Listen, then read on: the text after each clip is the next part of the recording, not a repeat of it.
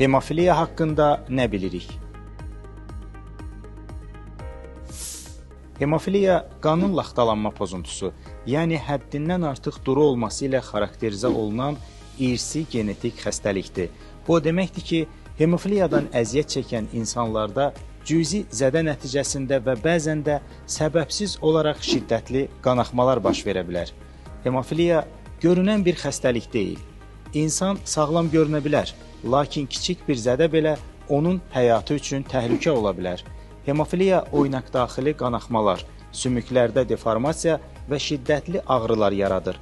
Bu isə zamanla əlilliyin yaranmasına səbəb ola bilər. Bu şəxslərdə daxili və xarici qanaxmanı dayandırmaq çətin ola bilər.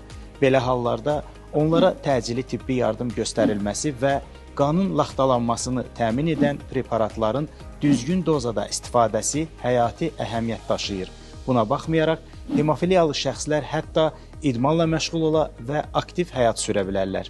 Bunun üçün onların müalicəyə çıxışı, təhlükəsiz mühit və cəmiyyətin məlumatlı olması vacibdir. Unutmayaq ki, bəzi əlilliklər ilk baxışdan görünməyə bilər. Məlumatlı və anlayışlı olmaq hər kəs üçün daha inklüziv və təhlükəsiz cəmiyyət qurmağa kömək edir. İnklüziv cəmiyyət naminə birlikdə çalışaq.